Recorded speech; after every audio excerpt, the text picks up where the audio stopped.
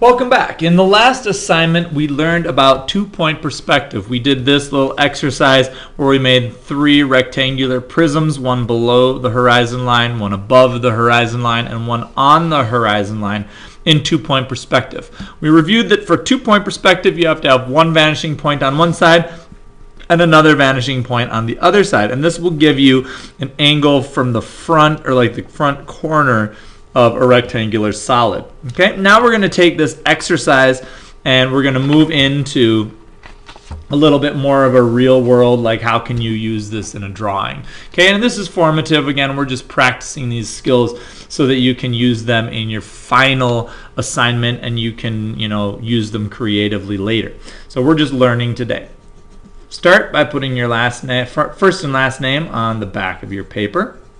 So there's Mr. Lundgren, and put your section and day. So this is first, second period block on B day. Flip your paper over and let's get started. You're going to start by putting your horizon line on, and I'm actually going to move my horizon line up just a little bit so that it's not directly in the center of the page but a little bit higher than the center. Okay, you can put your horizon line anywhere. You can have it higher up if you want to show more things on the ground, or you can have it lower down if you want to show more things in the sky. So the horizon line is movable. It just depends on kind of the purpose of your picture. All right, so here's my vanishing point number one. Vanishing point number one, and I'm going to put vanishing point number two over on that side. Okay, now I'm going to start by making the first part of my building. I'm going to make like a little farmhouse type building, and I'm going to start by making the front corner of that building. Make sure that you have your ruler straight up and down so that the line is parallel to the edge of the paper. Then you can start with your orthogonals coming off the bottom and the top vertex of that line. Now, in the past, we've been doing the orthogonal diagonals all the way back to the vanishing point. Now, on this one, I know that I'm going to instruct on how to make another part of the building. So I'm actually going to extend that diagonal past my front there. I'm going to take the other side here and do the same thing. And do my orthogonal here. And I'm not going to go all the way back to the vanishing point. And this is going to be the right side of my little house here. I'm going to put my vertical line in for the end of the house. Okay, so here's my vertical line for the end of my house, and I'm going to redraw this diagonal here for the ground of my house, and the top of the wall I'm going to redo. Now I have that trapezoid sitting there as the right side of my house. Now I'm going to draw the left side of my house, which is going to need to line up with my vanishing point number one. So here's my vanishing point number one. Okay, and there's my orthogonal going back and going from the top apex to the vanishing point.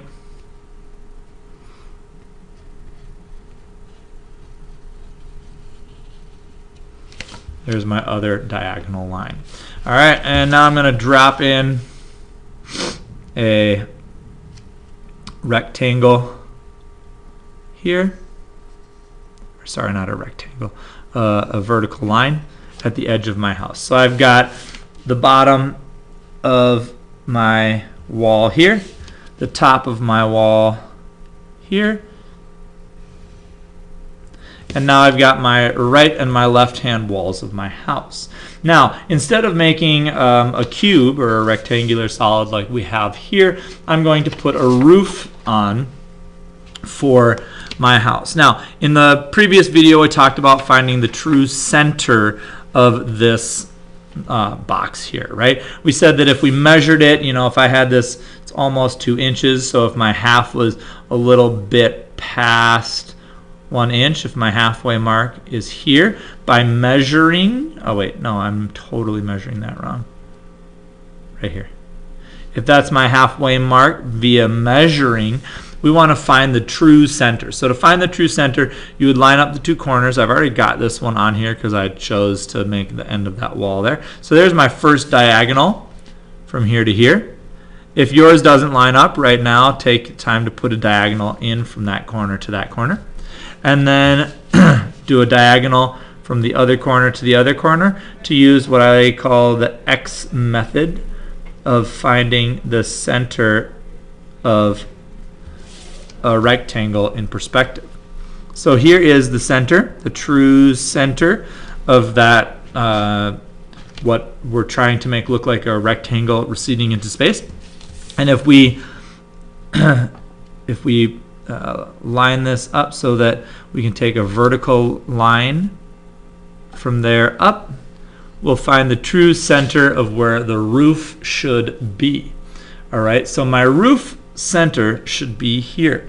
And now what I'm going to do is I'm going to take the roof and line it up with this centerpiece.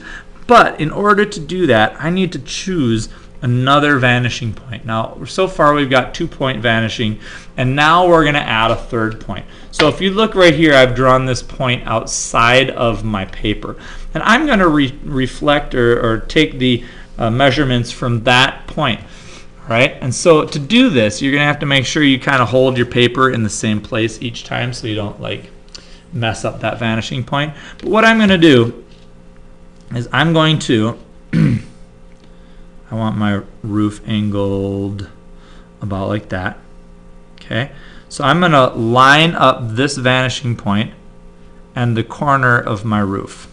Okay, so you see how that point right there is lined up with the corner of my roof, and here is the corner of my roof. I'm going to extend it over the edge like that, over the edge of that corner.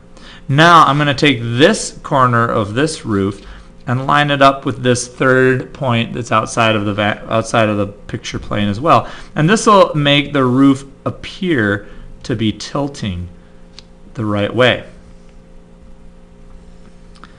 And again, I'm going to extend that out over the edge of my house here. All right. So now I've used this vanishing point outside of my picture so that these pieces are converging. Now I'm going to take the corner, the other corner here of my house, and I'm going to line it up again with this central true center line and extend it over the edge of my house. So here's the true angle of, like, if this were to be a truly angled house with an A frame like that, that's where the apex of that house would be, and the roof would be slanting this way. Now what I do is I take that apex and I vanish, or I make an orthogonal all the way back to vanishing point number 2. And this will give me the correct slope. Whoops, sorry, straight line. That will give me the correct slope of how that roof would be going back into perspective. Okay, so there's my basic house. Now to finish off that roof, other things that would need to line up, obviously the extended edge over here would follow the vanishing point number 2. The orthogonal would follow along that vanishing point number 2. So I'm just going to draw in the edge of my roof here. And you'll notice that this edge of my house, I'm going to erase it at the moment. It's going to come back to haunt us later when we want to do other things, but I'm going to leave that piece there for the moment. So you can kind of see where the old edge of my house used to be, because that's going to be important later, but I want to have that edge pointing out. Likewise, this corner and that corner should follow an orthogonal back as well. So if this is where the corner of my house is, that is where the corner of that roof should be. And this corner here would also go back to vanishing point number 2, like that. Okay, so if we were truly looking at the side of a house, it would look something like that. All right, now we've got all of that figured out, and we've got it all in place. Now what we're going to do is we're going to extend our picture and add like a side garage onto this side of the house. This is just going to give us another little problem in attaching different sides. And we're going to do this, and then I will pause the video and start a second video with the rest of the stuff in the picture here. Okay, so getting started, we're going to use vanishing point number 1.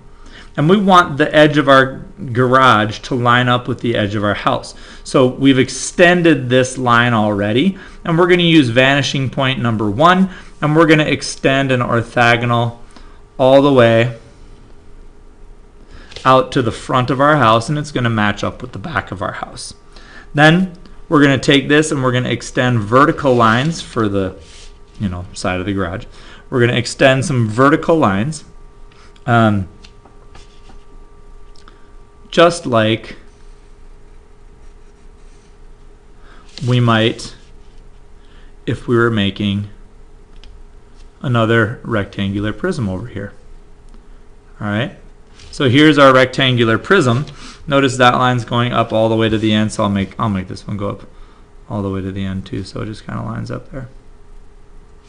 All right, now I've got these two pieces, and I'm actually gonna take this angle here. You know what? I'm going to make those go up just so I have to force myself to draw a different orthogonal, just for the purpose of the demonstration. I'm not going to be lazy and use that same line. All right, so there we go. I'm a little higher now, but that's not going to work either. Sorry. I want this to be a diagonal roof. Well, that's all right. I'll leave it like that for now. All right, so now I'm going to take like the edge of where I want the roof to end. So I'm going to line that. This is going to be the top of the wall. So I guess I am going to make it down farther here. And if I line up this vanishing point and I make the top of my wall here for my shed or sidecar garage, whatever, the top of my wall is there. Now what I'm going to do is I'm going to take a diagonal line from here to here and make the angled shed. So I'm talking from this corner to the corner of my other rectangular prism that's on the side here. Then I'm going to take this corner of this piece and line it up with the top of my rectangular prism over here. Okay, so now I have this like leaning sidecar garage, and if I kind of take all this stuff here and erase it just to kind of help your eyes see, we've got this part as a roof, a wall, one could drive inside of here and park a car there, and then we've got the front of the house.